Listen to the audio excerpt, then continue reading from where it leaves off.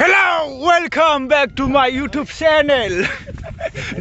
नै गाइसमोन जों दा बाला रोगागासिनो आरो फोथाराव माबा मा होनो बारनो नागिरदों फोथारावहाय एसे बिदिनो हा जावग्लिबाय ओमफ्राय बेवहाय बाला हैनो नागिरदों आरो बारबा जेबो जायैनि ओमफ्राय दा जों खारगोनबो ओमफ्राय बारगोनबो आरो नोंथांमोनहा नायलांबाय थादो बाला सोगासिनो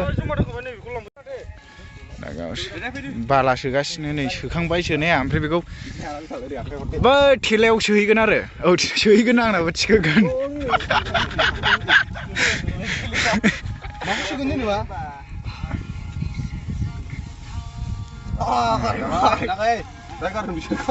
लागाव आ बस्थासे न'आव लांनांगौ नै जोंना सारा हारसिङैनो बानखायो जोंना बजाय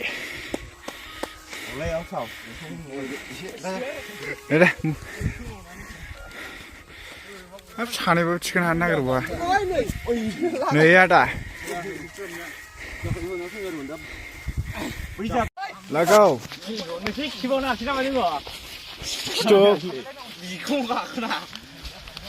लागाव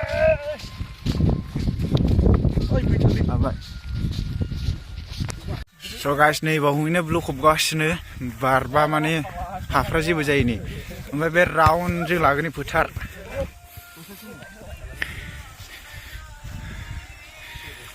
सोर सोर फरेस्ट मावनानै थाखा खामायनो गोसो जादों साख्रि लानो लुबैदों कमेन्ट खालामहर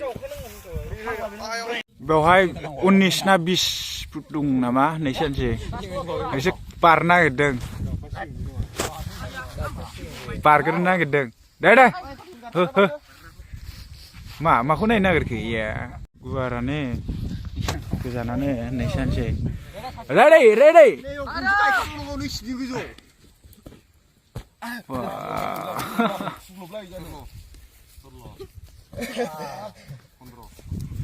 आदैमोनहा टप होबाय एक्सिलेन्ट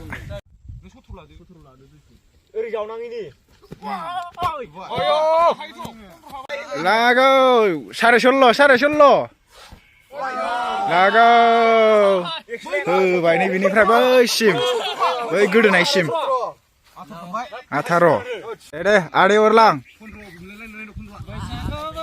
20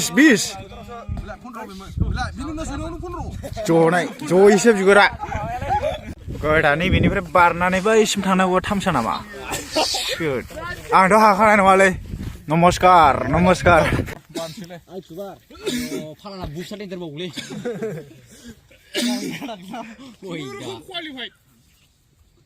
होबाय गार माथाव सौजागोन नै गोजानसो बारहरो मगल बेना नय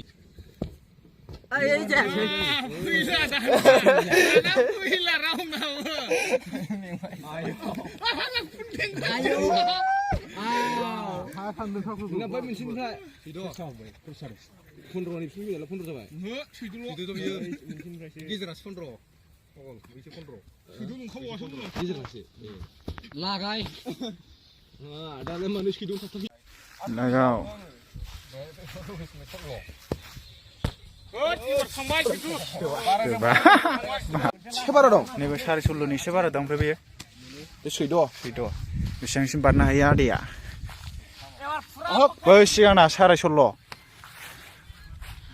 रेन्था नै जोंना आदैया होगौ 16.5 न' आयौ बारबावदोंसो ना ग्रोब 16.5 नै बिसिम होनबानांगौ लागाव न' जायासै मा जादों लागाव नै मामा नरेन्द्र मदि मानसि दंना गैया जाखो स' गाइस जों दा खारगोरसै आरो दाहाय बारनोसै खारग्रा मेरला दं बिब्दिब्रा स' गाइस दा जों खारनो नागिरदों आरो ओरैथिं मानसिफोर दङ लाहरदो खारग्राफ्रा बिसिनो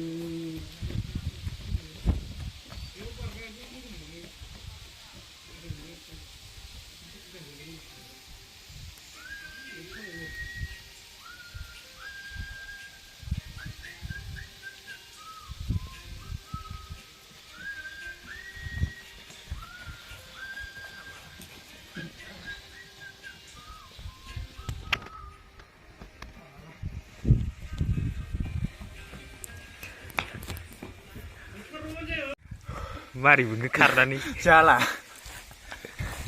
Hai. Khonba lo hai khonba. Ada hargasनो मालाय हनै. एबार जों फैरानि.